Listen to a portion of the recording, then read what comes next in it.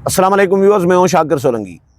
Viewers, supreme court से दो खबरें शेयर करूंगा। एक तो जस्टिस मंसूर अली शाह के दो हुक्मनामे जो 13 और 16 जनवरी को जारी किए थे उन्होंने, वो दोनों हुक्मनामे वापस लेने से मुतल्लिक तफसीली जो हुक्मनामा है, जो तहरीरी हुक्मनामा, वो आज जारी कर दिया गया है। और दूसरा, मंसूर अली शाह साहब ने आज कराची में तकरीर की है और मंसूर अली शाह साहब ने चीफ जस्टिस का ओहदा न मिलने के हवाले से कहा है कि भाई मुझे किसी से गिला नहीं है, नसीब की बात है और मैं सीनियर जज बनने पर मैं खुश हूँ। मैं आपको पहले हुक्मनामा जो जारी किया गया है वो पढ़कर सुनाता हूँ, उसके बाद मंसूर अली शाह की तकरीर और एक और ख़बर भी शेयर करूँगा कि वज़ीर आज़म ने PTI को दोबारा मुज़ाकरात की दावत दी है और PTI ने क्या किया है उसके जवाब में वो भी आपके साथ शेयर करूँगा। सुप्रीम कोर्ट से ख़बर ये आई है कि जी सुप्रीम कोर्ट ऑफ पाकिस्तान में बेंचेस और जजेस कमेटियों के इख्तियारात के मामले से मुतल्लिक आइनी बेंच ने सीनियर तरीन जज जस्टिस मंसूर अली शाह के दो हुक्मनामे वापस लेने का तहरीरी आर्डर जारी कर दिया है। जारी करदा तहरीरी हुक्मनामे में कहा गया है कि जी 13 और 16 जनवरी के हुक्मनामे बग़ैर किसी इख्तियार के थे, दोनों हुक्मनामे वापस लिए जाते हैं। इसमें कहा गया कि जजेस कमेटियां प्रैक्टिस एंड प्रोसीजर एक्ट के तहत काम करती हैं, कौन सा केस कहाँ लगेगा फैसला करना कमेटियों का अख्तियार है। याद रहे कि सुप्रीम कोर्ट के आइनी बेंच ने कस्टम्स ड्यूटी केस की समाअत के दौरान जस्टिस मंसूर अली शाह की सरबराही में दो रुकनी बेंच के 13 और 16 जनवरी के आर्डर्स वापस ले लिए थे, जबकि अटार्नी जनरल ने बताया था कि हुकूमत ने जस्टिस मंसूर अली शाह का तौहीन अदालत केस का फैसला चैलेंज करने का फैसला किया है। इसके अलावा गुज़श्ता रोज़ सुप्रीम कोर्ट के रजिस्ट्रार ने कानूनी तशरीह का मुकदमा जज जस्टिस मंसूर अली शाह के रेगुलर बेंच में फ़िक्स करने पर वजाहत तलब की थी। सुप्रीम कोर्ट के रजिस्ट्रार ऑफिस ने जस्टिस मंसूर अली शाह के रेगुलर बेंच में कानूनी तशरीह का मुकदमा फ़िक्स करने पर इस्तफसार करते हुए फ़िक्सर ब्रांच के अफसरान को नोटिस जारी करके 7 रोज़ में वजाहत तलब की थी। ज़राए का कहना है कि नोटिस में लिखा गया था कि आइनी बेंच का मुकदमा जस्टिस मंसूर रेगुलर बेंच में कैसे लगा सकता है, इस पर अफसरान वजाहती जवाब जमा कराएं। जस्टिस मंसूर अली शाह के बेंच ने कस्टम ड्यूटी एक्ट का आर्टिकल 191A के तनाजुर में सुनने का फैसला किया था, जिसको प्रैक्टिस और प्रोसीजर कमेटी ने आइनी बेंच को भिजवा दिया था। ये है आर्डर। और मंसूर अली शाह साहब के हवाले से मैं बताऊं कि मंसूर अली शाह साहब ने आज तकरीर की है और उन्होंने कहा है कि भाई मुझे पछतावा नहीं है, कोई परेशानी नहीं है, किसी से गिला नहीं है। सुप्रीम कोर्ट के सीनियर जज जस्टिस मंसूर अली शाह ने कहा है कि जी मुझे किसी से कोई शिकवा नहीं है कि मैं इस वक्त चीफ जस्टिस नहीं हूँ, मैं इस वक्त सीनियर पेविनी जज हूँ और इसमें ही खुश हूँ। कराची बार एसोसिएशन के नौमुंतखब ओहदेदारान की तकरीब हल्फ बर्दारी से खिताब करते हुए जस्टिस मंसूर अली शाह ने कहा है कि जी मैं इस वक्त सीनियर पेविनी जज हूँ और इसमें ही खुश हूँ, मुझे कोई शिकवा नहीं है किसी से भी कि मैं इस वक्त चीफ जस्टिस नहीं हूँ। मंसूर अली शाह साहब कहते हैं कि जी इस वक्त के चीफ जस्टिस ऑफ पाकिस्तान बहुत अच्छे हैं, उनके लिए दुआ गो हूँ। जस्टिस मंसूर अली शाह का मज़ीद कहना है कि जी हल्फ सिर्फ अल्फाज नहीं है, हल्फ सिर्फ अल्फाज नहीं है, ये बहुत गहरी माना रखते हैं। इसके ज़रिए हम अपनी रूह पर एक ज़िम्मेदारी आयद कर रहे हैं कि हम इंसाफ, सच्चाई और कानून की हुक्मरानी का काम करना है हमें। हम अपने एक पाबंदी का हल्फ उठा रहे होते हैं। लेकिन मंसूर अली शाह साहब के फ़ैसलों के हवाले से जब नज़र दौड़ाई जाए फ़ैसलों पर, तो फिर उनके हल्फ के हवाले से भी सवालात उठते हैं कि वो अपने हल्फ की पासदारी कर रहे हैं या नहीं, इस पर भी लोग सवालात उठा रहे होते हैं। हल्फ सिर्फ आपस की बात नहीं होती, इसमें अल्लाह ताला भी शामिल है, क्योंकि अल्लाह ताला को हाज़िर व नाज़िर जानकर हल्फ लिया जाता है। ये हल्फ एक सिमत नुमा है जो बताता है कि मुश्किल सूरताल का कैसे सामना करना है।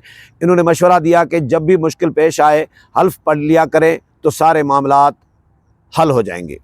منصور علی شاہ صاحب فرماتے ہیں کہ جی حلف صرف ایک وعدہ نہیں ہے، یہ بہت مقدس عہد ہے جو آپ نے اللہ کو حاضر و ناظر جانتے ہوئے اپنے ضمیر کے ساتھ کیا ہے، اس کو توڑنا نہیں ہے۔ اگر حلف توڑتے ہیں تو سارا نظام ہی ٹوٹ جاتا ہے، اگر حلف کے ساتھ کھڑے رہیں تو کبھی کوئی مسئلہ نہیں آئے گا۔ منصور علی شاہ صاحب مزید فرماتے ہیں کہ جی لارڈ اسٹامپس مور نے اپنی ناول میں لکھا ہے کہ حلف ایسے ہی ہے جیسے ہاتھ میں پانی لے کر کھڑے ہیں، حلف کو سنبھالنا ہے تو پھر ہاتھ نہیں کھولنا، اسی طرح رکھنا ہے۔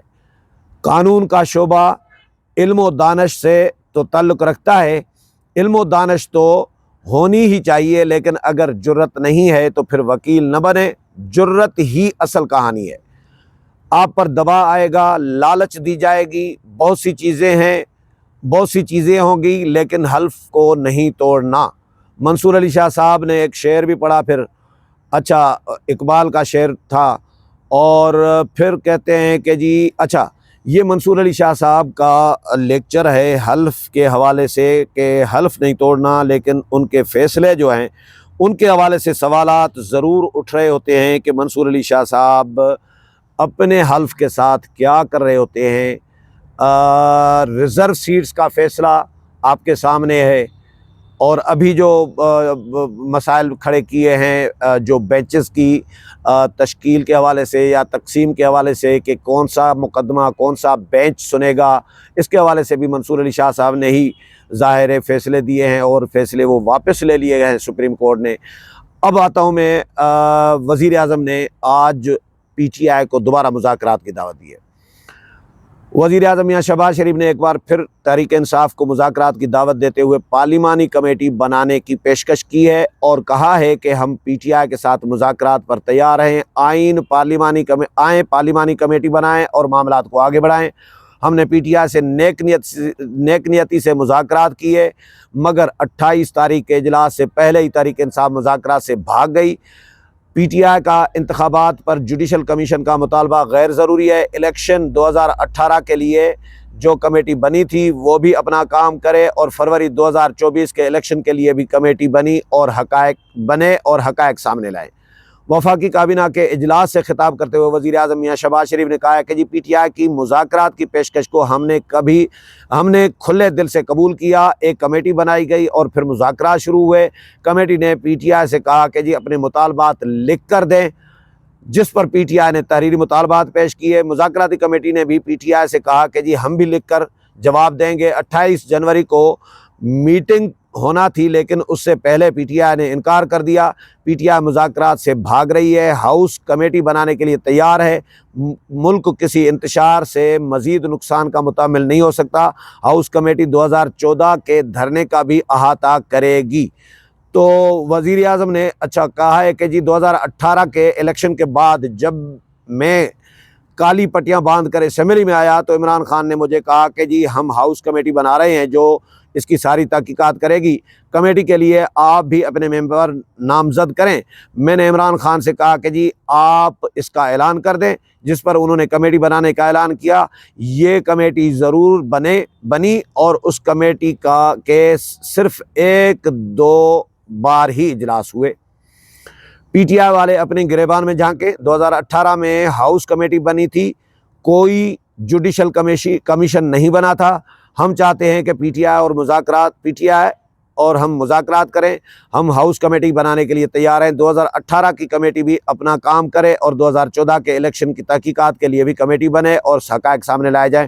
تو وزیر اعظم صاحب نے لاجک دیا ہے کہ جی پی ٹی آئی نے 2018 میں جب ہم نے ڈیمانڈ کی تو اس وقت ہاؤس کی کمیٹی بنائی تھی، قومی اسمبلی کی کمیٹی بنائی تھی، اور اس کا بھی 1-2 اجلاس کیا گیا تھا، اس کے بعد اللہ خیر صلاح۔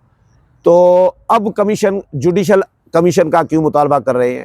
یا تو اپنے لیے جو کرائیٹیریا طے کریں وہ بھی دوسروں کے لیے بھی وہی رکھیں، اپنے لیے الگ کرائیٹیریا اور دوسروں کے لیے الگ کرائیٹیریا، تو یہ انصاف نہیں ہے، یہ دوہرا معیار ہے پی ٹی آئی کا۔ اس پر وزیر اعظم نے تنقید کی ہے، اور پی ٹی آئی نے آج کیا کیا ہے، اپنی جو کمیٹی تھی مذاکراتی اس کو تحلیل کر دیا ہے، توڑ دیا، ختم کر دیا۔